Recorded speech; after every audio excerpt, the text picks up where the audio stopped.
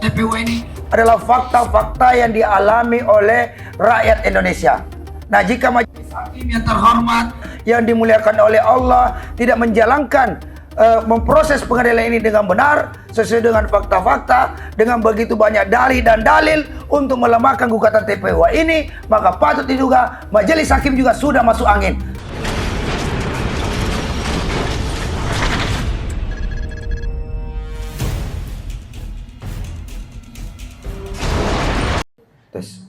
Bismillahirrahmanirrahim. Assalamualaikum warahmatullahi wabarakatuh. Asyhadu an la ilaha illallah wa asyhadu anna Muhammadar Rasulullah. Allahumma salli Muhammad wa ala ali Muhammad kama shallaita ala sayyidina Ibrahim wa ala Ibrahim fil alamin innaka Hamidum Majid.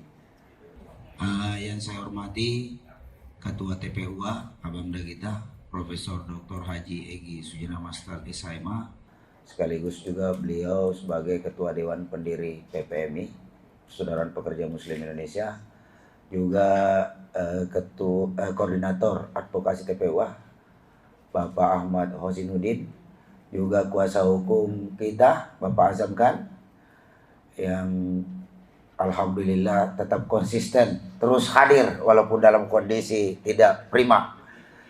Juga kepada kuasa hukum kita Ibunda Elida Neti yang luar biasa, juga kepada kuasa hukum kita yang alhamdulillah sekarang udah kondisi sehat, Ibu Kurnia ini, ya kan, luar biasa sekali. Hari ini saya selaku prinsipal daripada gugatan perkara nomor 266/PDT-G/2021/PN Jakarta JKT-PST ini. Dalam hal ini saya mewakili rekan-rekan saudara-saudara saya kaum pekerja di seluruh Indonesia. Jadi esensi daripada yang dimaksud dengan pekerja dalam undang-undang adalah setiap orang yang melakukan proses produksi barang dan jasa dan menerima imbalan setiap bulan atau dalam bentuk lain. Jadi siapapun yang bekerja, membanting tulang, mencari nafkah, mendapatkan upah setiap bulan, itu adalah pekerja. Kemarin sewaktu Pak Jokowi di Pilpres 2019 dalam kampanyenya di depan, ya ada juga sih sebagian teman-teman buruh, serikat pekerja yang mendukung Pak Jokowi, tidak bisa dipungkiri beliau berjanji akan meningkatkan kesejahteraan kaum pekerja Indonesia. Nah, ini yang penting kita bahas, karena ada ketidaksesuaian antara pernyataan dan kenyataan. Jika suatu pernyataan tidak sesuai dengan kenyataan, itu dapat dimaknai sebuah kebohongan. Tidak benar. Nah, apa yang saya maksud di sini ingin menjanjikan, nah selama beliau telah terpilih bersama pasangan Jokowi Maruf, bertubi-tubi pekerja Indonesia mengalami degradasi kebijakan yang luar biasa, sehingga menurunkan pertama kualitas kesejahteraan kaum buruh itu sendiri, kemudian juga daya beli buruh itu sendiri menurun. Yang pertama adalah persoalan kebijakan kenaikan upah setiap tahun. Kenaikan upah setiap tahun ini memang Pak Jokowi sendiri yang telah membuat kebijakan PP 78 yang hari itu mendistorsi kenaikan upah yang tadinya berdasarkan kebutuhan hidup layak, itu dirubah menjadi hanya pertumbuhan ekonomi dan inflasi. Jadi persentase kenaikan daripada upah setiap tahun itu tidak sesuai dengan kebutuhan hidup layak yang sebenarnya yang harus diterima oleh kaum buruh. Itu saja PP 78 tahun 2015 saja sudah diprotes kaum buruh. Tiba-tiba beliau di awal periodenya, kepimpinannya belum 100 hari juga, itu mengeluarkan sebuah kebijakan yang sangat kontroversial dan mengundang banyak pro kontra, terutama kontranya, yaitu keluarnya Undang-Undang Omnibus Law yang lebih dikenal dengan Undang-Undang Cipta Kerja nomor 11 tahun 2020. Nah, Ini yang menjadi penyebab kenapa teman-teman buruh seluruh Indonesia bahkan bergabung dengan mahasiswa melakukan aksi Berdemo berkali-kali. untuk menolak jangan sampai Pak Jokowi ini membuat undang-undang Omnibus Law. Karena jujur saja sudah banyak guru-guru besar, bahkan 200 perguruan tinggi plus dengan 58 guru besar sudah memberikan masukan. Plus juga dengan beberapa ahli hukum memberikan masukan bahwa undang-undang Omnibus Law ini sama sekali tidak berpihak kepada rakyat Indonesia. Nah, bahkan aksi buruh Berjilid-jilid dilakukan. puncaknya aksi tanggal 8 Oktober tahun 2020 di Jakarta. Waktu itu sempat terjadi sedikit ada memanaslah situasi dan ada sedikit kerusuhan segala macam seperti itu. Bahkan Jakarta sempat banyak yang terbakar. Nah, dia menyatakan kepada buruh bahwa kepada pihak-pihak Kaum buruh yang tidak sepakat, tidak setuju dengan Omnibus Law, mari kita bawa ke Mahkamah Konstitusi. Nah, kemudian dipanggillah beberapa pimpinan-pimpinan serikat buruh, serikat pekerja. Ada beberapa orang hadir, ada yang juga juga hanya diklaim namanya tidak hadir. Nah, untuk mendengarkan pernyataan Pak Presiden ini. Dan akhirnya aksi pun tidak berkelanjutan. dan akhirnya undang-undang Omnibus Omnibus Law ini diputuskan tanggal 2 November tahun 2020 di tengah protes. protes kaum buruh, mahasiswa, rakyat miskin kota dan lain-lain, pemuda segala macam. Melakukan protes keras atas kebijakan ini. Nah, ketika proses undang-undang Omnibus Law ini,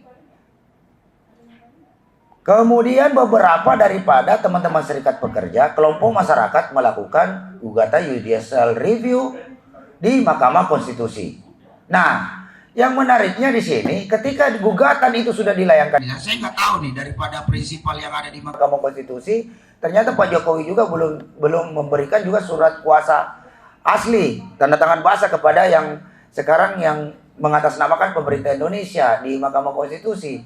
Dalam pernyataan Erlangga yang dimuat kalau tidak salah tanggal 16 Juli 2021 lalu di sidang MK yang dilakukan secara virtual, di situ pemerintah Jokowi diwakili oleh Bapak Erlangga menyatakan bahwa mohon kepada Majelis Hakim Mahkamah Konstitusi untuk menolak seluruh gugatan para penggugat.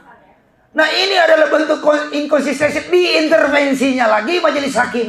Secara tidak langsung ini adalah bentuk intervensi kepada Majelis Kehakiman sebagai seorang presiden untuk terus menggolkan undang-undang Omnibus Law yang jelas-jelas menyengsarakan rakyat Indonesia.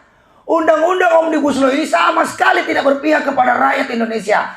Hanya memberikan legitimasi kepada kaum pemodal, oligarki, dan musuh-musuh negara lainnya untuk merampok kekayaan negara kita dan sumber daya manusia alam itu sendiri.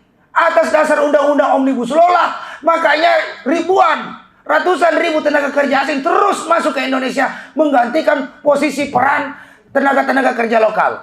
Buruh pekerja Indonesia hari ini seperti ayam mati di lumbung padi atas kebijakan ini.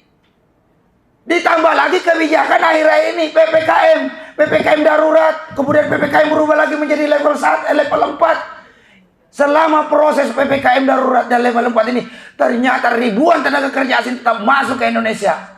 Ini kebijakan inilah yang melukai, menodai, dan menyakiti perasaan sekaligus tidak menghargai pengorbanan rakyat Indonesia. Rakyat Indonesia sudah berkorban materi, sudah berkorban perasaan, bahkan berkorban nyawa. Belum lagi ratusan ribuan tenaga kerja kesehatan kita yang gugur selama pandemi COVID-19. Semua ini tidak ada artinya dengan membiarkan tenaga kerja asing masuk begitu saja ke dalam negara kesatuan Republik Indonesia tanpa proses-proses kebijakan untuk menghalang-halangi untuk melarang tenaga kerja asing masuk ke Indonesia. Yang sudah dinyatakan sudah jelas oleh Luhut bahwa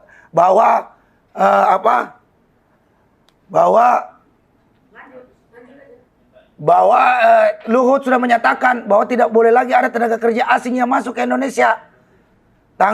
Kemarin tanggal 9 Agustus ternyata tenaga kerja asing masuk terus.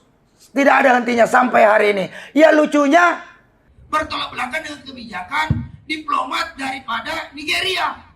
jelas dia petugas diplomat, pejabat negara Nigeria ada Malah dipiting di bandara.